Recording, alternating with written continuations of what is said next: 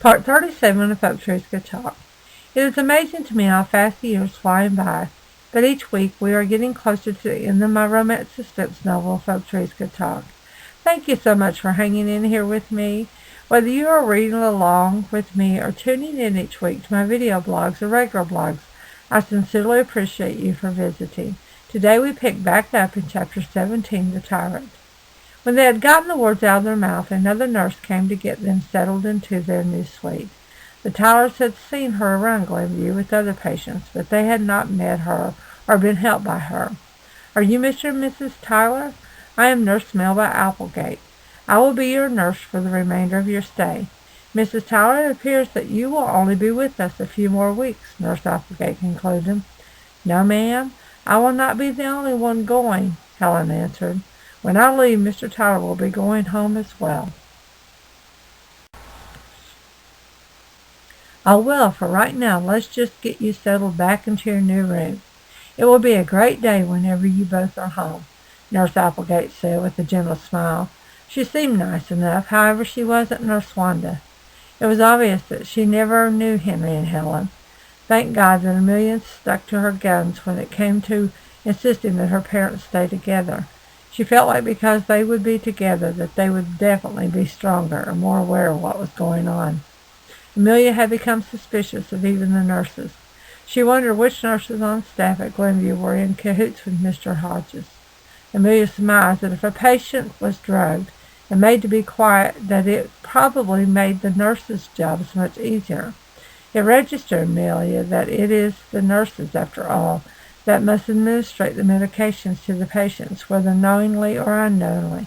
Amelia intended to be aware of every move that Nurse Applegate made to see if she was indeed an unknown victim or a willing party to helping Mr. Hodges, such as Sheriff Eugene was.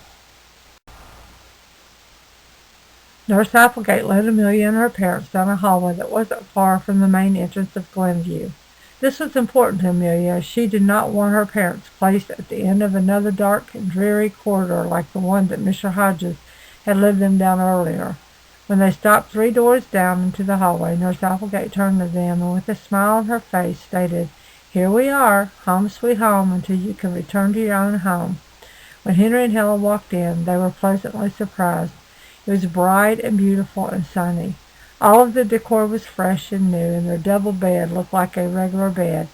They had a small, comfortable sitting area to the right of the bed, also a little bistro table and chairs to enjoy their meals.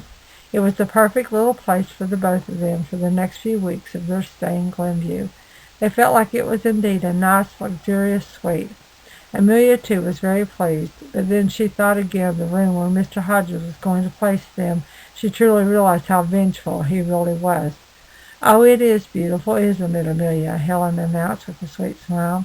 She looked at Henry, who had already made his way to the bed. He gazed into Helen's eyes and patted the bed. He smiled his little impish smile that Amelia was so used to. Nurse Applegate couldn't help but smile as well. "Nurse Applegate, my parents really are in love with each other, so I must warn you to be prepared for anything," Amelia warned as she admired her parents. "Where is my gun cabinet? I don't see my gun cabinet anywhere. Also, I want my picture of my old friend hanging right there," Henry said as he walked in front of the bed and pointed to the wall. He needed to see the old oak tree in front of him. He never wanted to lose anything that he had gained, but he also wanted to see what else his old friend could help him with. "Wouldn't you say that would be a good place, dear?" he asked Helen. "Yes, the perfect place, Henry," Helen confirmed. "I'll make for sure that you get all of your things from your other room, Daddy. Your old friend will be here," Amelia stated. "Gun cabinet?" she questioned. "That is a scary thought," she thought with another smile. "I will leave you to get used to your new suite. If you need anything, please let me know," Nurse Applegate said again with a smile that seemed to be genuine. Amelia, however, was not ready yet to let her defenses down and trust her yet. "Do you want to go out to the gardens, honey?" Henry asked. He had walked over to the window and was staring out. Worried that her daddy was becoming a little disoriented, Amelia walked over and looked outside the windows as well. Surprisingly, there were beautiful gardens right outside their windows. She couldn't help but chuckle a little as she really thought that her daddy was talking about their gardens at his own home. No, Henry, I'm a little weary in my bones. I think I need to just get something to eat and rest a while. This has been a trying day and emotional, to say the least, Helen answered as she sat down on her little sofa. Henry agreed with Helen as he walked in front of her and sat down beside her. In true Henry fashion, he picked up her hand and kissed it tenderly. They both breathed a sigh of relief as their eyes spanned the room to take it all in. Amelia, darling, we are fine now.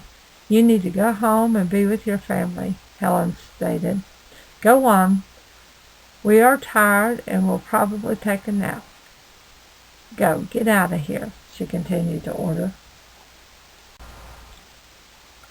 Amelia was torn. Yes, she needed to go home and be with her family, but her parents were her family as well.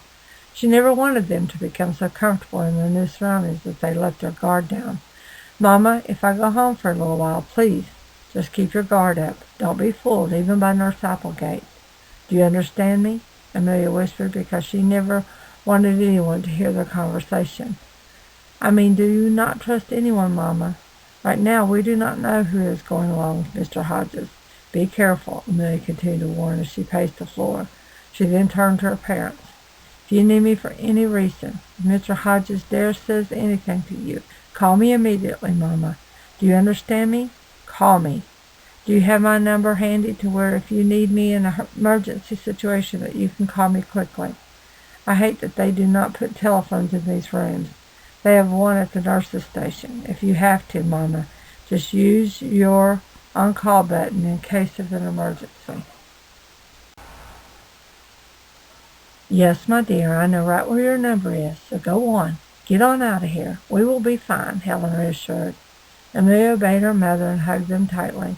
She felt as though she were leaving her child on his first day of kindergarten. She opened the door and stepped out into the hallway. Her heart was breaking to leave them. She didn't care how beautiful and nice the room was. Amelia was more concerned about Mr. Hodges and what he was planning to do next. While walking to the front entrance, she saw Nurse Applegate. Oh, Nurse Applegate, my parents are exhausted and decided they needed to rest, so I left them to rest. I wanted to say thank you. I really appreciated you being nice to them today, Amelia said, even though she did not know if she could trust her yet. I will be back before they retire for the night.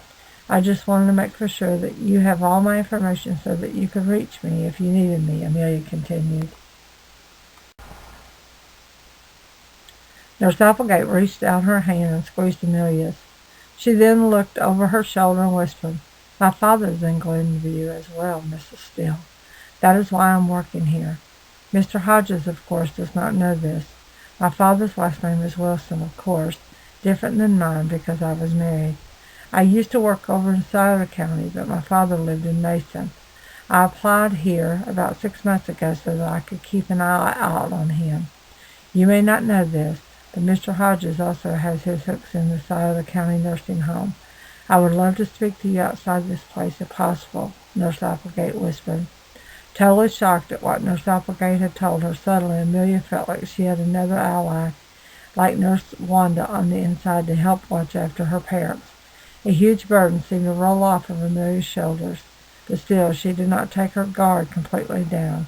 She did, however, want to meet with Nurse Applegate to find out as much as she could about Mr. Hodges. When does your shift end? Amelia asked. Oh, if you leave, then who takes care of my parents? Amelia asked in a panic as she hadn't thought about Nurse Applegate leaving them. I get off at 9 o'clock tonight, but please do not worry. Nurse Warren at the front desk will check on them after I leave. She is a really sweet and compassionate nurse. She will enjoy taking care of your parents, as I am sure I will. Meet me for coffee at Maggie's Pie and Coffee, Amelia whispered. That sounds wonderful. Around 9:30, Nurse Applegate asked. Sure, I'll meet you there. Thanks again, Amelia said with a sigh of relief that her parents was in good hands. Thank you once again for tuning in or reading along with me. It is my hope that you have been enjoying my romance suspense novel, If Oak Trees Could Talk, for it has been my pleasure to share it with you. As always, I would love to hear from you. I want to thank all of you that have begun following my WordPress blog. Please continue to tune in as we are moving right along through the book. If you are interested in obtaining your own copy of Folk Truth Could Talk or any of my other books, please visit my Amazon author page here. Also, if you are new to my video blogs and would like to catch up on the story from the beginning, please check out the archives in this blog or simply subscribe to my YouTube videos as they are numbered and in order. I am also a weekly contributor to the Lakeview Times. All of my videos are published each week at www.lakeviewtimes.com.